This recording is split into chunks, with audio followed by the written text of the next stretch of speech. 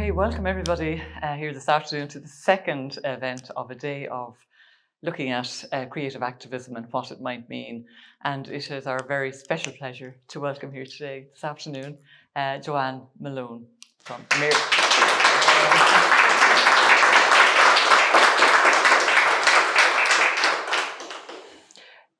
So a brief bio, believe me, of what this remarkable woman has been doing with her life. She was a nun for almost 12 years, a teacher for 27 years. She was radicalized in Alabama and became active in the civil rights movement and anti-draft and Vietnam War actions. The DC-9 action, which we will learn more about very shortly, in 1969. She lived in the DC area for over 50 years, was active in the women's movement, union organizing, rent control, DC Unite to Fight Back, and other revolutionary organizations. Among her artistic work is the Earth Onion Improvisational Theatre, Off Our Backs women's newspaper as writer-editor of special edition on women in prison, involved in singing, dance, poetry, writing and mentoring young artists and activists. Joann is a woman who knows how to balance her life. She has published Awake to Racism in 2021, Seeds of Love 2022, and chapters in the anthology Tears Become Rain in 2023. Borders to Bridges, an arts-based curriculum for social action in 2023. And currently has just completed The Power of Love, How a Nun Became a Revolutionary, which is the title of this afternoon's event. Today, Joann is a mother, grandmother, Qigong and meditation teacher in the tradition of Thich Nhat Hanh. She lives in the Republic of Tacoma Park near Washington, DC, with her husband, guitarist Patrick Smith, who is here with us today. So we're going to begin with showing a documentary about the action that gained her initial notoriety in 1969, an action against the Dow Chemical Corporation, and it was part of the planned strategy to draw attention to the effects of the chemical napalm in Vietnam on the population and on the environment in Vietnam. So Rihan is going to play that for us, and then we will get into conversation. 9 persons broke into the Washington offices of Dow Chemical Company at 15th and L Streets Northwest yesterday, read the front page of the Washington Post on Sunday, March 23rd, 1969. But these were no ordinary burglars. Some rummaged through filing cabinets, shattering the 4th floor window and throwing the files out onto the street below. Others in the group poured vials of human blood onto furniture. Photographers, who had been notified in advance, captured the nearly 10 minutes of chaos until the DC police arrived and led the vandals out in handcuffs. The perpetrators, 4 priests, 2 seminarians, 1 nun, 1 ex-nun, and 1 young draft resistor. All were charged with felonies, carrying up to 25 years in prison. What could have turned these men and women of God from breaking bread to breaking and entering? The group would come to be known as the DC-9, although they came from across the country. They were united by a sense of anger over the Vietnam War. To me, the loss of lives, Vietnamese lives and American lives in the war, was just so intolerable. They also shared a sense that the church needed to be doing more. And we had no statement from bishops at all on the war. And I really was extremely embarrassed for the church not being a leader. They found a home in the Catholic Peace Movement, a loosely organized group of priests, nuns, and lay people who carried out acts of resistance against the Vietnam War. One such act was Catonsville 9, where activists broke into a draft office in Catonsville, Maryland, and burned draft cards with homemade napalm in 1968.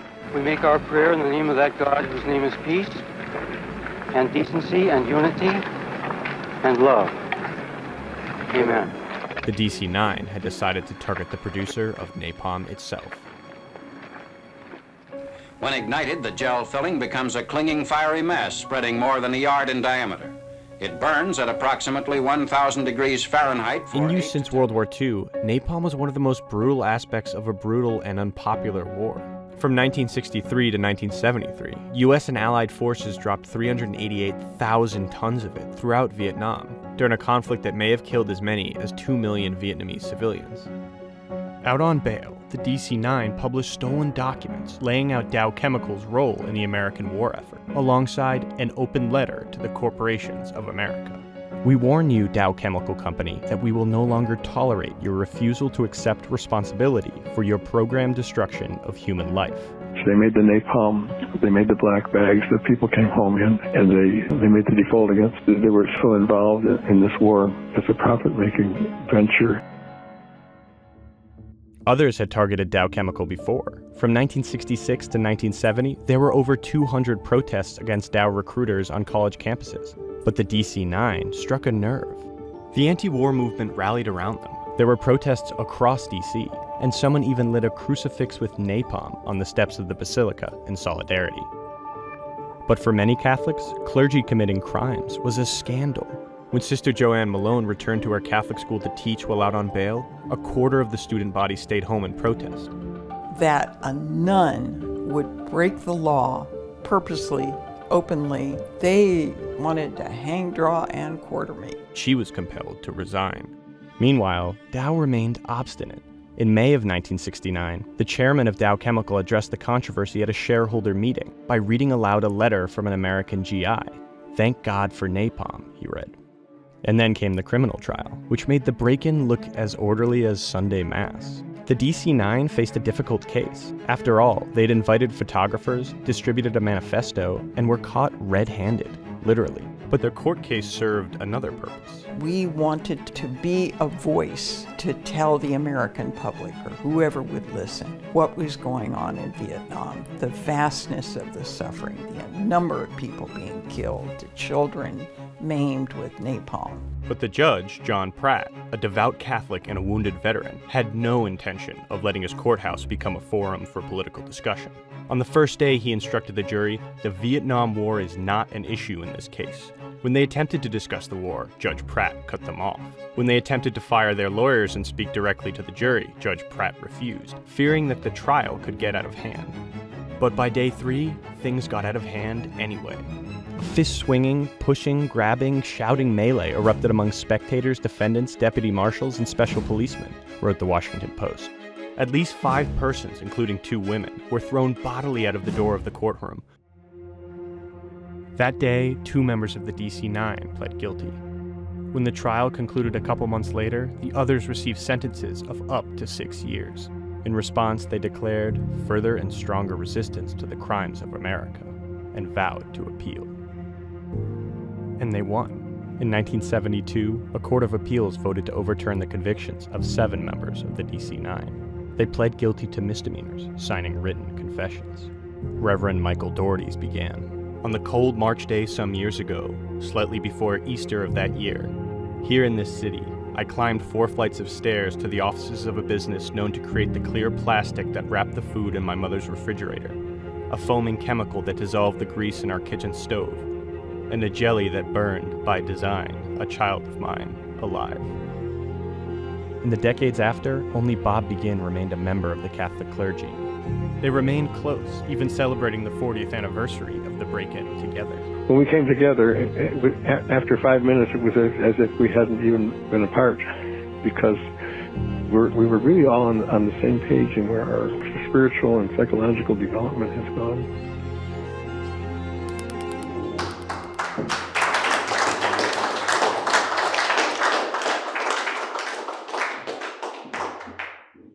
So that gives some of the story of how Joann Malone rose to prominence by, standing up for her convictions in a very active and forthright way.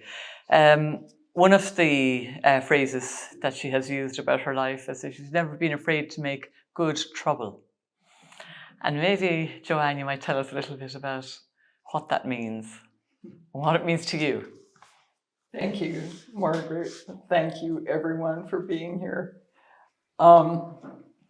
Good trouble is a phrase that John Lewis, the wonderful congressman, used often.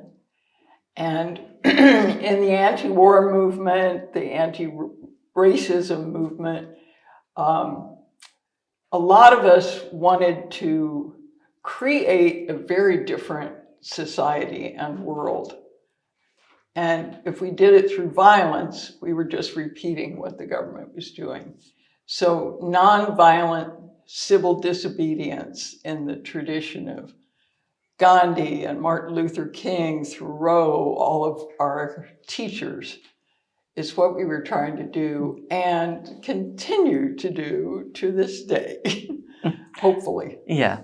I mean, one of the, when you were teaching, it was a time of schools in which schools were segregated, black schools, white schools. What did you do? Well, my first action, I suppose, when I was teaching in Montgomery, Alabama in 1963, if you remember your history, Martin Luther King's bus boycott was a few years before that. So this was the Deep South, where people had witnessed children being put in jail, dogs set on people, fire hoses, and this was still going on. In fact, 2 weeks after I arrived was the bombing of the church in Birmingham that killed 3 little girls and injured many, many other people.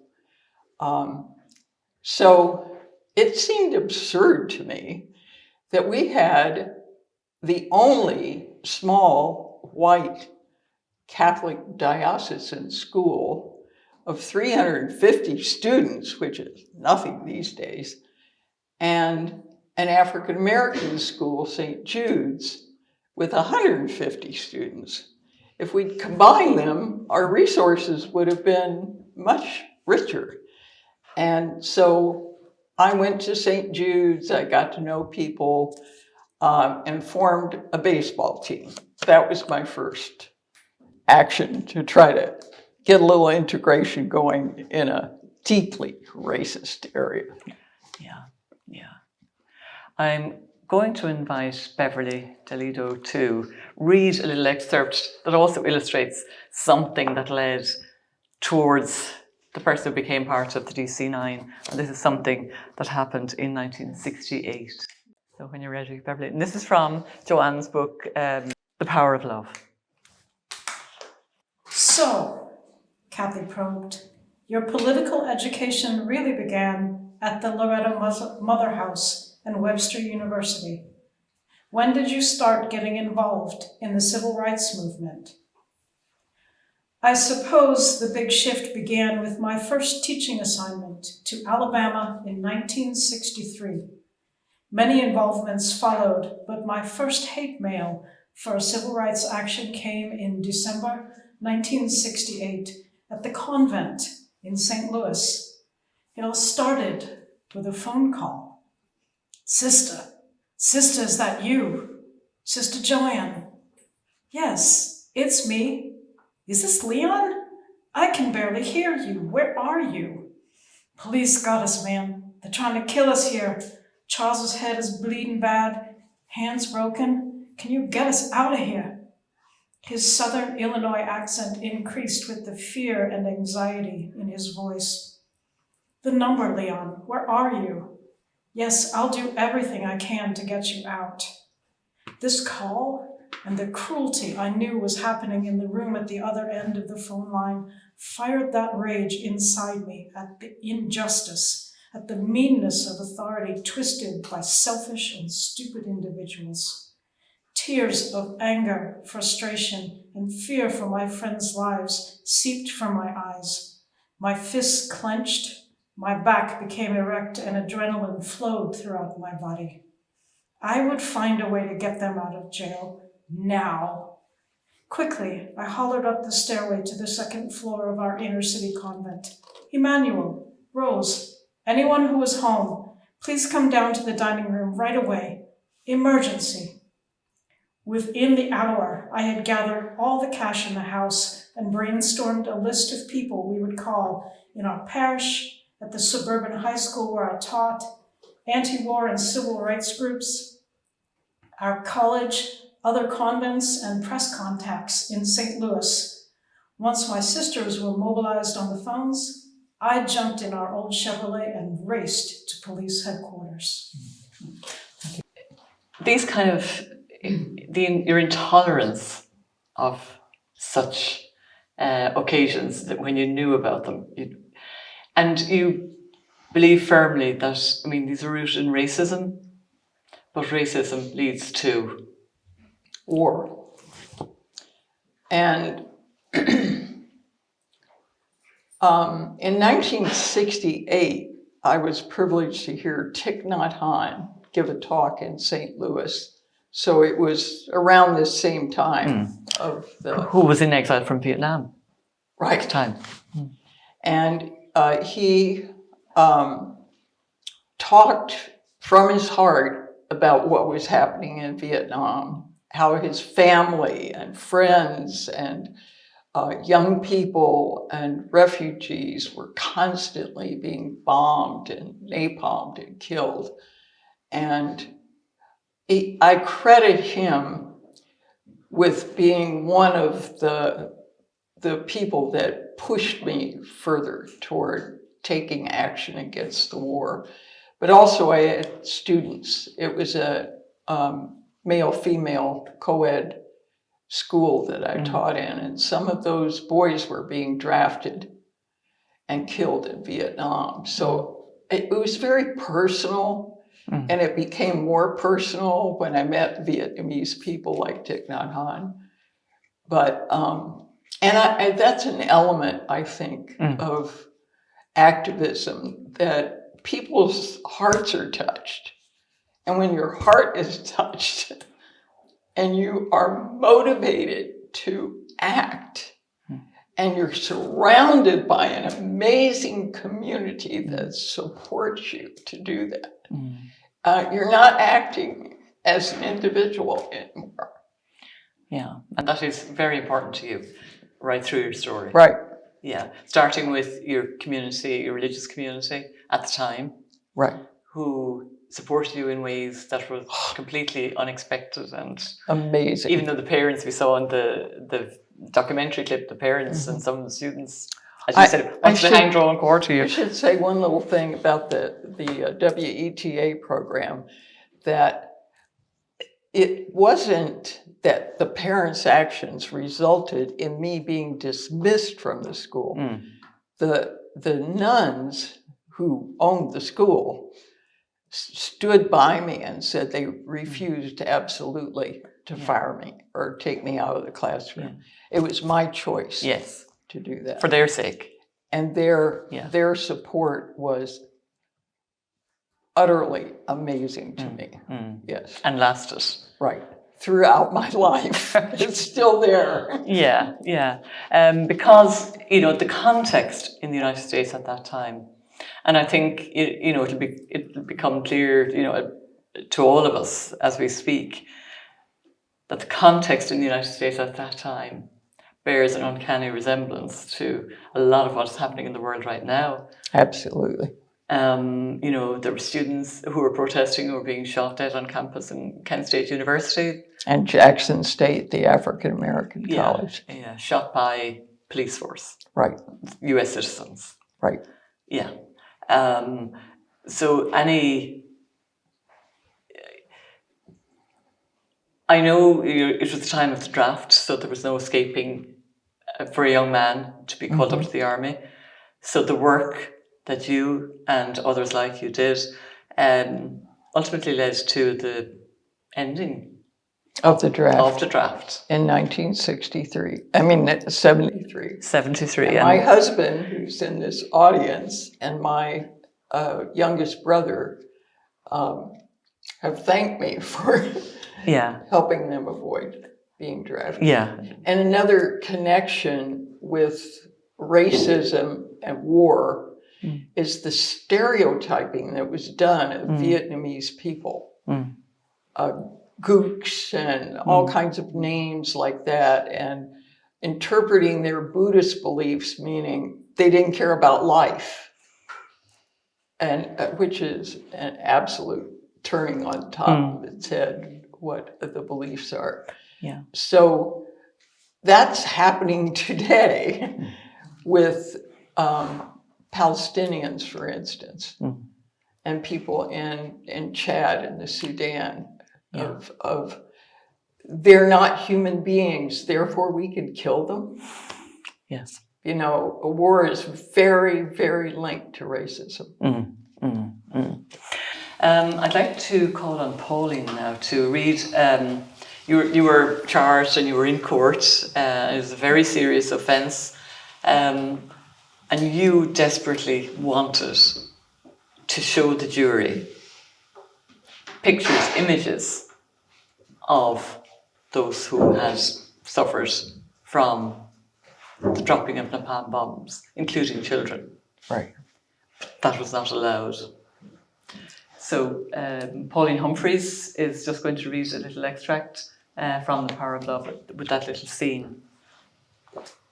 A discussion ensued of the posters of wounded Vietnamese people, which were found on the walls of the Dow office. We argued that the jury should be allowed to see them since they were part of the evidence. While Bernie was at the bench arguing this point with the judge and the prosecutor, several of us tried to show the pictures to the jury. Once he noticed what we were doing, Mr. Green called out, "I think it is obvious that the defendant, can you see what they are doing with the pictures? They are showing the pictures to the jury, the pictures of the Vietnam War victims. I think that is highly improper." In the courtroom, they were attempting to make it look like a simple burglary rather than an act of civil disobedience against an atrocious happening. I wonder what your thoughts are now on how you were silenced in that court. It was so frustrating. And even the judge's ruling that there would be no discussion of war, this is not about war, it's not about the US government, it's about you breaking the law and committing burglary and destruction of property. And that's it. No motives would be discussed, which is part of the reason that eventually the trial was overturned on appeal, that we were not allowed to defend ourselves or to speak to the purpose for which we did the actions. But there was also some sexism involved in this, because I uncovered the whole trial transcript and used it in writing the book. And eventually, not right at the beginning of the trial, Art Melville, who had been a priest and a revolutionary in Guatemala and tortured and imprisoned, powerful man and wonderful speaker, was able to speak for about 40 pages of transcript. And so was Joe O'Rourke, had some very long speeches. There are no long speeches from Joann Malone? No long speeches. I'd get a word out of my mouth and the judge would shut me up, sit down, I'm going to call contempt of court. And so I knew that, but I also knew the judge had some particular antipathy toward me, because being a Catholic, his daughters went to a private girls' high school where the principal was a very good friend of mine. I'd gone to graduate school with her, and I had called her as character witness. So as a result, he wiped out the whole list of character witnesses. In fact, all of our witnesses were not allowed to speak. Not only us, but all the witnesses that we had brought forth. So silenced. Joann Malone did not like to be silenced. And it hasn't happened since. I have a lot. Margaret's role is to keep me on task here. So now I'm going to call on Gillian Quinn Wheaton, who's going to read an extract from the final day of the trial. So Gillian, in your own time, please. The last day, day 6, Tuesday, February the 10th, 1970. Mike and Barb's wedding cheered us all, restored our flagging enthusiasm for this difficult form of peacemaking, and brought Bob back to support the unity of our group. With Slavsky beside us in his orange jumpsuit, we were again 7 of the DC9. Bernie and Kathy had asked to be allowed into the courtroom to observe the end of the trial, but the judge did not want the jury to see them sitting among the supporters in the gallery. I brought flowers from the wedding and distributed vases on the prosecutor's table, the defendant's, and to the judge's throne before he appeared. I agreed with Mike and others that we needed to keep our own humanity, to relate to the people in the courtroom as other human beings, also in need of the sweetness of these roses. We might not win this case or convince through our words, but we are men and women of action. Let them see our love, our kindness. Thank you, Gillian. So Joann, this is where we come to linking creativity and activism in particular. So we'd like to talk through a little about your approach. Well, some of what we were talking about this the other day, the 60s brought out, and some of you may be old enough to remember, was a sense that we were on the verge of something very new in history. And it was exciting. It was inspiring.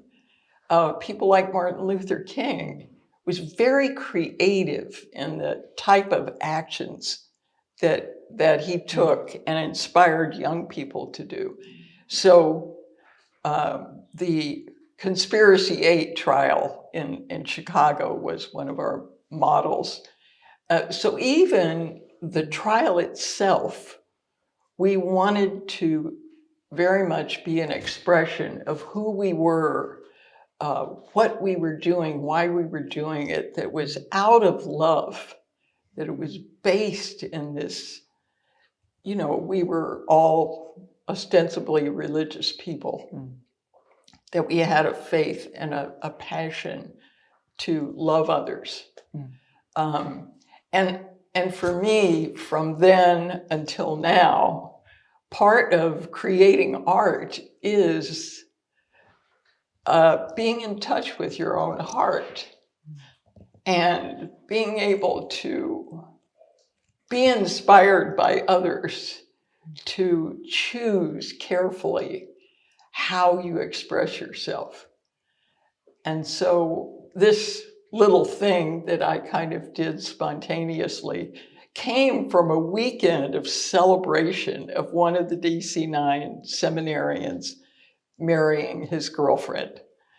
And we were all dancing and singing. I mean, the DC9 were not a grim lot. We had a lot of fun, even with this trial, which was extremely difficult and stressful.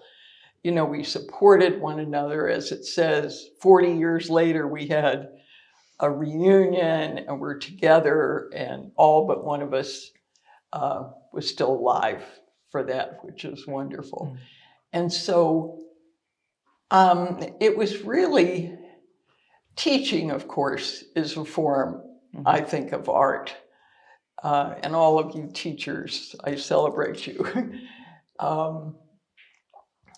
But other than teaching, a lot of my other artistic work came after the trial.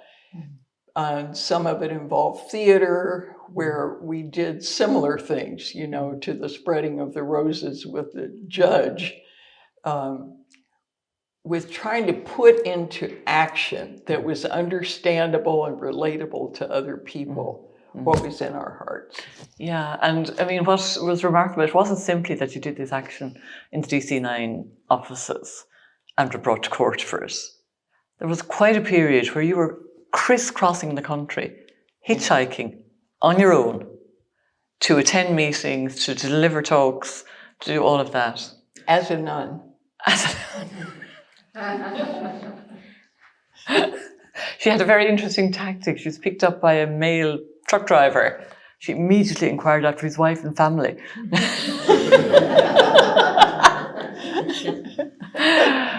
But you know, it's the freedom, if you like, that you were granted by your community, and also your determination to make this work. And it was very striking. There was no internet. Nobody had, mobile phones or cell phones in your case, and yet all those little groups were active in various parts of the United States. Then there was another part to your story, and I'm going to invite Linda, if you could play just a few bars from a piece of music.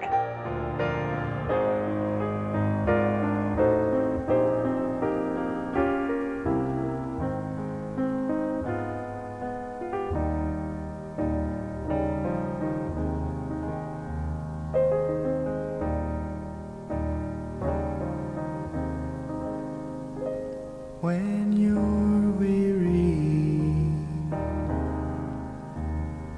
feeling small, when tears are in your eyes, I will dry them all. I'm on your side.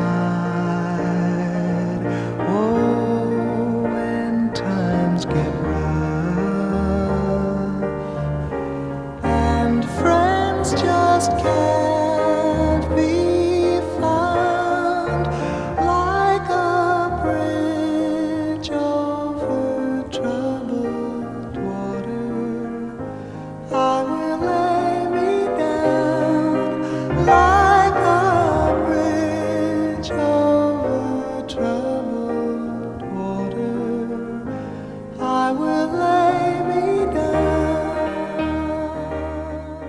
Now, I know you first heard that song in 1970 at a very specific time. It is a very particular memory. Would you like to share? This is a part of my story that has never been revealed publicly. So you are actually the first audience that I am saying this out loud to. But it became the last third of my book, which is that the trial, which lasted 6 days, but with a weekend over several days period of time, was very stressful, very grueling. And I noticed that I wasn't myself afterwards. I was feeling sick more often. And I went to the doctor with support and found out that at 29, just turned 29, I was pregnant. Still very publicly a nun, although I hadn't worn a habit in 3 years and didn't act much like most nuns in some ways. But I was devastated. I did not know what to do. And part of why I decided to reveal it publicly in the book is I know so many young women that are faced with pregnancy in impossible situations. We hadn't been sentenced yet. I faced 35 years in federal prison. In the public eye, lots of news, press. It would devastate my mother, the religious order would harm them,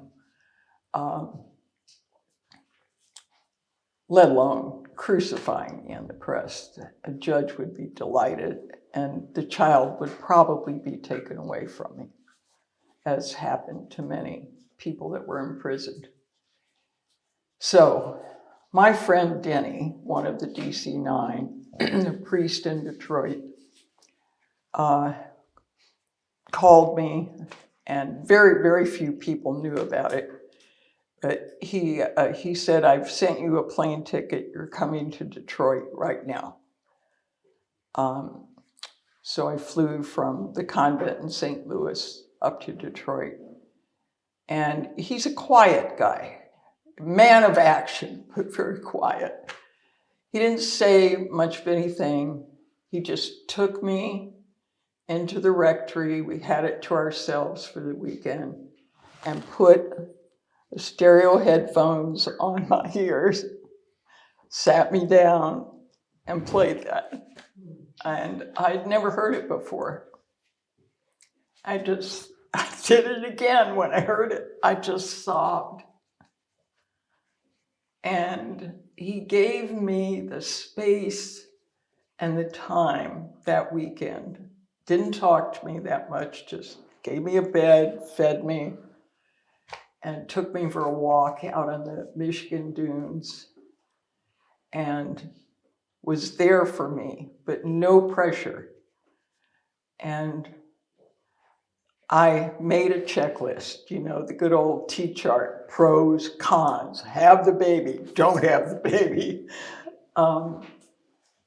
And I decided that no court, no judge, no government could stand in the way of me doing what my heart told me was the right thing to do, to have this child, no matter what. And the no matter what was pretty daunting. And I'm not advocating that everybody should do what I do in any form, including the action, because it has to be a person's own decision whether they want to become a mother. That is a very basic right.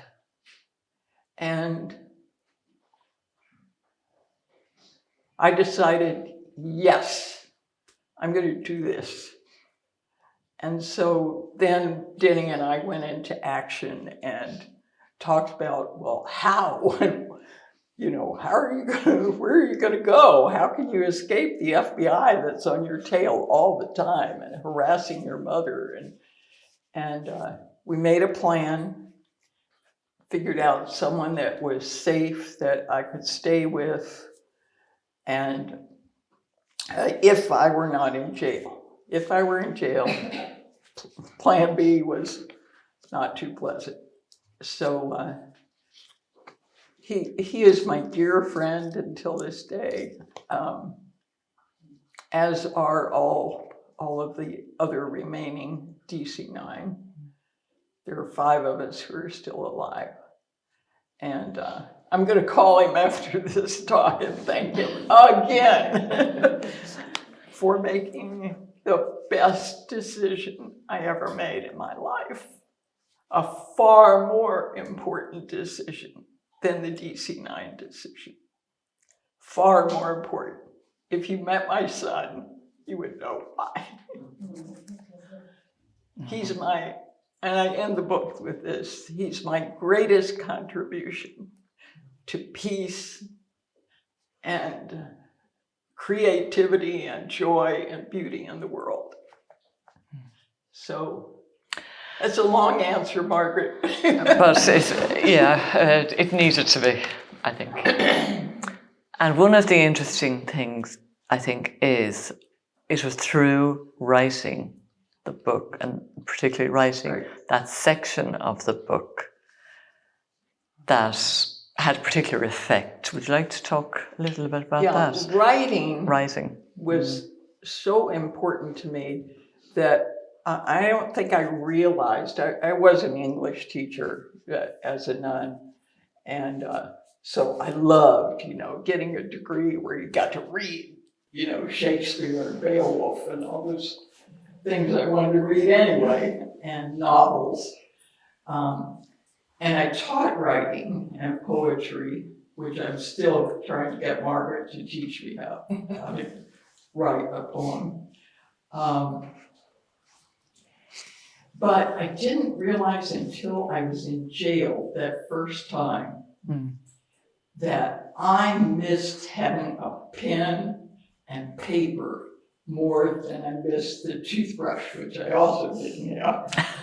And so finally got a pen from a guard and used paper towels. And I still have this journal up in the attic. And I just started writing. This big action had just happened. It was so important. So you did spend time in jail. We should say that. I was in prison. Jailed many times. This judge locked us up every time he saw us. So the first time was about 10 days. And when I was writing the book, it was the writing process from that day in jail when I started the journal, except for a period when I was doing highly illegal and dangerous activities. This was long after the DC-9, that I didn't want to ever find written on paper. I have kept a journal and written every single morning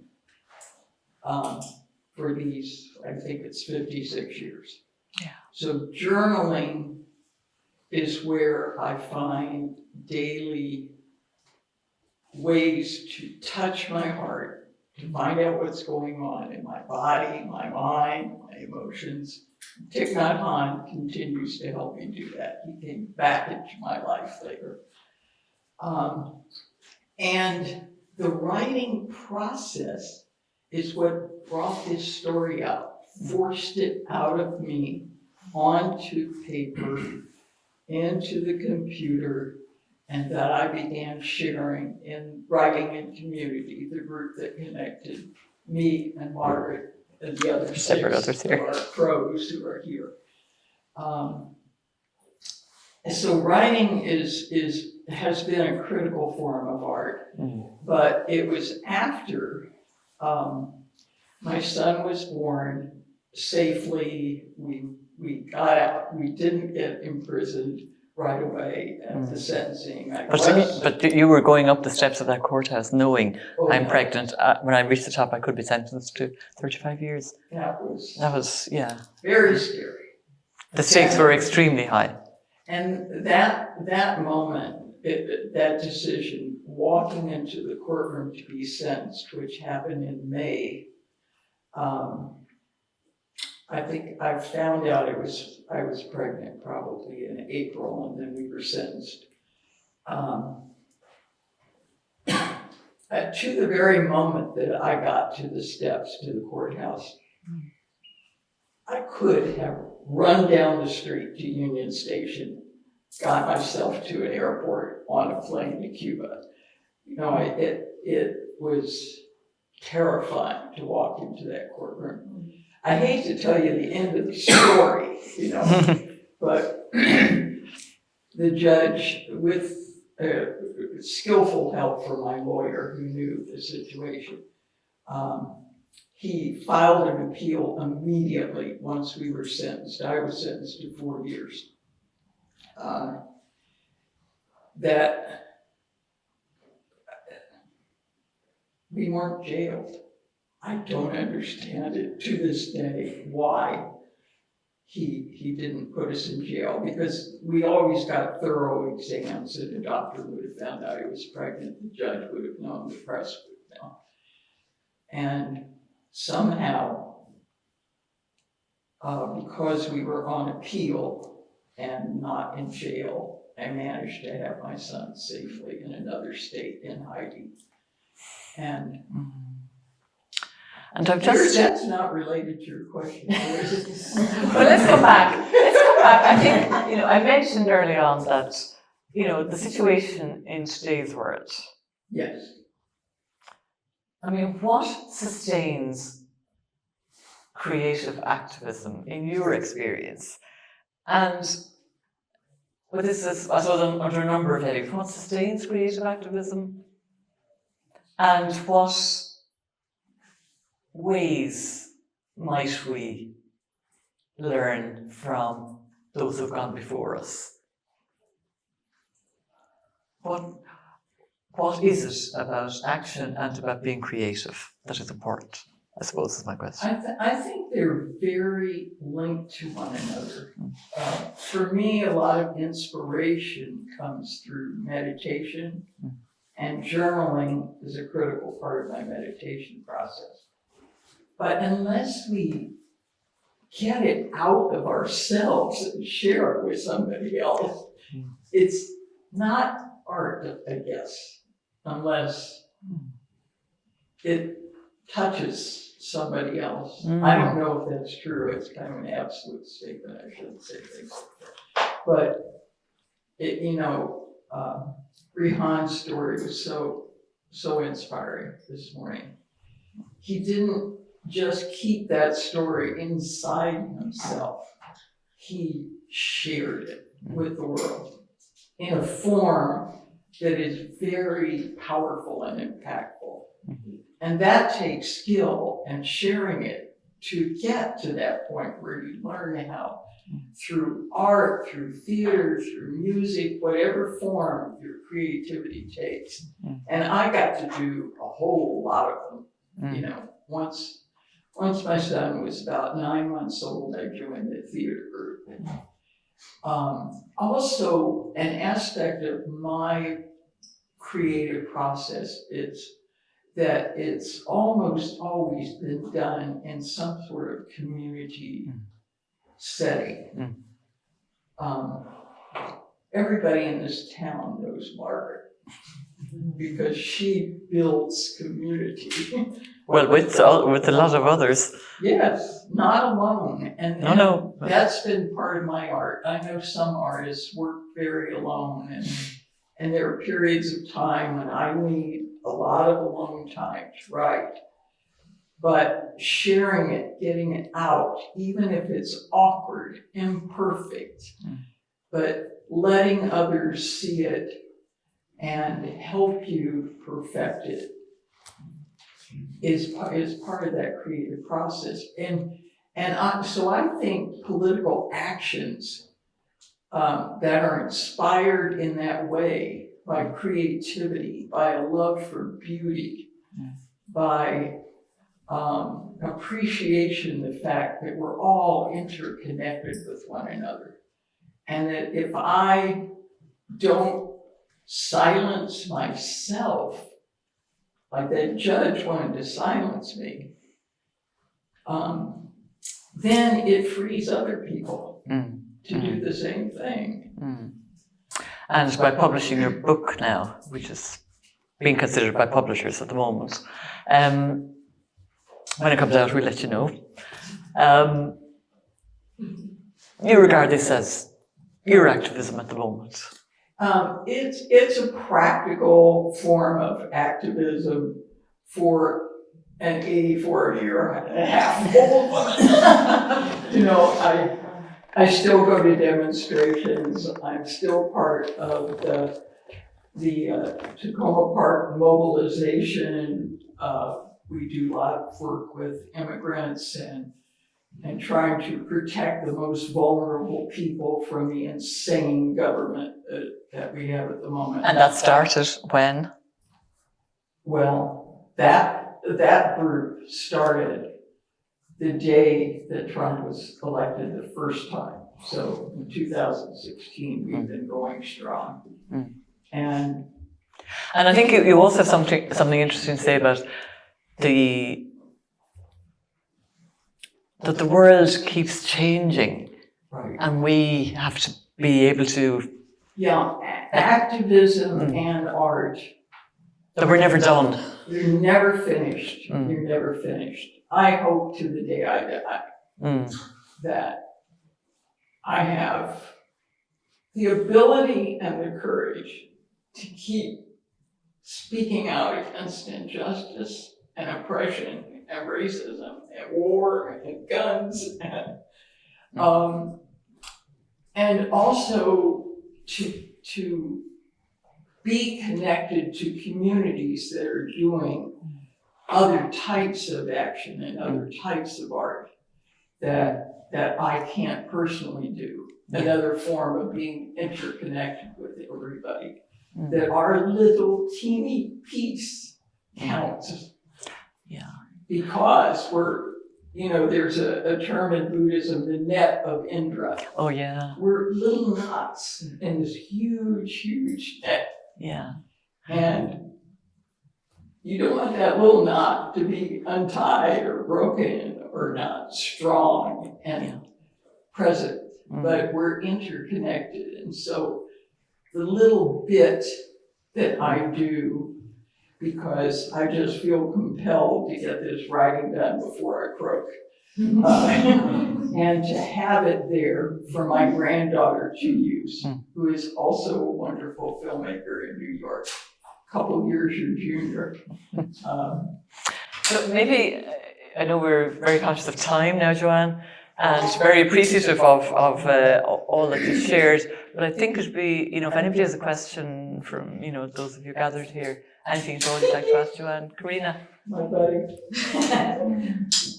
So one of the reasons I know that the Crows are very anxious to get you to write the book is the situation right now. And so speaking for myself, having a daughter who's around the same age as your granddaughter, my personal reason was to inspire this generation. So one of the things I feel is there at various stages in the world's existence, people have felt impotent. And there was a certain energy that happened then, and you literally embodied that energy, and I kind of wanted that spark to reignite. And so how do you feel you're able to do that with yourself, with your granddaughter, and me? Well, the title of the book is The Power of Love. And love trumps hate. Amen. Love is more powerful. It doesn't always feel that way, because if you just listen to the news, reality is the opposite of most of the junk that we hear. So I want young people to have the courage to act on their heart's pure desires. Not to be silenced, not to be afraid, not to be alone, because aloneness is not real. We are not alone. We're connected to one another. And so building community, she works as part of a collective. It kind of came out of her college experience and makes films, and they take turns being director and writer and actor. And so like my son, she is one of these powerhouses, as your children are. And I love young people. I will always love teenagers. That's why I taught them for 27 years. And the fact that they can see the world in a different light and teach us older people to keep having courage, because they're here and we're going to be gone. And this world, we've already handed it to them. It doesn't mean we don't keep doing what little bit we can do, but the world is already in their hands, and they're fine, they're competent, they're brilliant, they're full of creative ideas for not allowing hatred and greed and capitalism and imperialism to take away the energy of love and compassion and truth and beauty. So I also applaud Karina for her work in supporting, young people. Every one of these Crow women are awesome. So can I say a little word of thanks? Okay, I just want to know, is there time for one more question? Maybe, is there one more question? Maybe. Will Trump let you back in?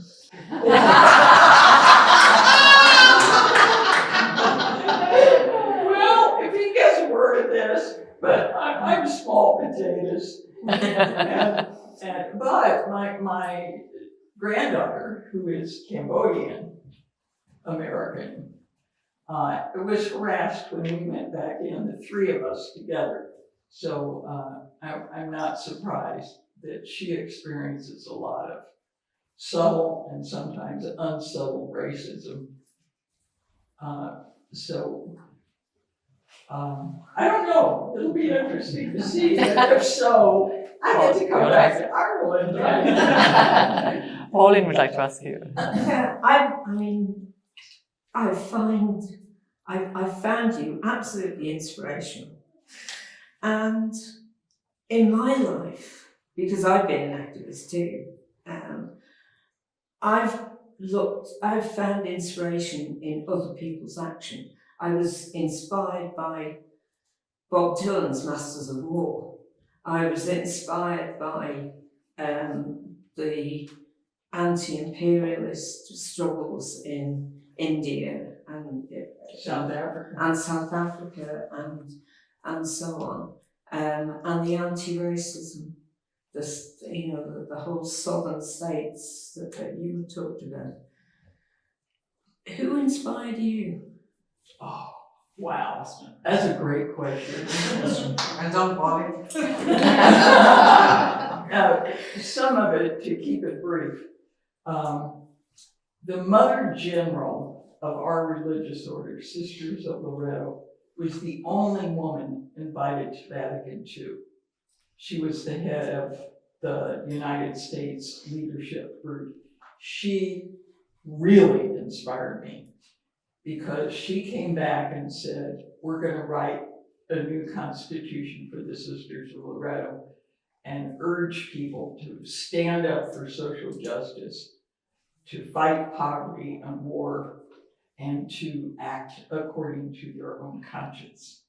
So she gave me permission, without knowing it, to do what I did and supported me very strongly after. So she's a big one. My mom, of course, all my life, she loved me, no matter what I did, which drove her nuts. My family, my ancestors from here, Thich Nhat Hanh is one of the great inspirations in my life, since I got to hear him speak so many years ago. He came back into my life on a retreat in '91, and I have been practicing mindfulness meditation ever since, and am actually ordained in the Order of Interbeing. Other inspiration, Martin Luther King, every civil rights leader that stood up against racism and faced murder, we white people don't totally get usually what it is to have courage. So many people I can't. David Darst, who was in the Catonsville 9, you saw him, but probably didn't know him. A close friend who decided to do the action was another final push. But great women, artists, writers, poets, all of y'all inspire me to build community in a beautiful place like this. Joann, isn't it true that Martin Luther King nominated Thich Nhat Hanh for the Nobel Peace Prize? Correct. In 1966, I believe. Yeah. And Thich Nhat Hanh has credit for getting Martin Luther King to speak out against the Vietnam War, which may have been one of the factors in his assassination. You know, some people think. So we've got a couple of pictures of times that they met together, and one was in Paris, and some of the talks toward the end of the war. It's on my bucket list to visit Plum Village. Yeah, get there. Yes. You train right away. And also, The Raft is Not the Shore is a beautiful little book about Thich Nhat Hanh and Dan Berrigan, who is in the Catonsville 9. That's another link. So many people inspire me. What a great question. Yeah. So unfortunately, we could talk on for a long time. You gotta stop. I would just, I know you want to say something, you want to close with something in particular, but I would just like to say how fortunate I was to just land into a group of women writers at the very start of the pandemic, which included Joann Malone, and the others are all here as well, and we've been writing together since the past 5 years. And they've all come to Ireland this time for the first time to meet. It's their second time to meet in real life. So it's been a real honour and privilege to have you here, Joann, in this wonderful setting of the Ormond Castle here in Carrick-on-Suir, and to say thanks to everybody for coming. And Joann wants to say something as a thanks as well. Yeah, talking about writing and community and the formation of the Crows, this group of 8 wild, wonderful women. We meet every week for 90 minutes on Zoom and share our writing and read something we've written. My 3 books that I have written would not exist without them and without writing and community. So I'm really, really grateful. And also, I wanted to thank my Irish ancestors. A priest once told me, because I was Irish on both sides of my family, it was an impediment to marriage. And I didn't get married until I was 53, so girls. So I want to thank the Malones, the Fitzsimmons, it was the Murphys and the Joys in my ancestry that came over from Kildare and Carrick counties. And to Thich Nhat Hanh and my meditation community around the world, to my recovery community, which I didn't talk much about that, but on July 3rd, I'll celebrate 40 years of sobriety.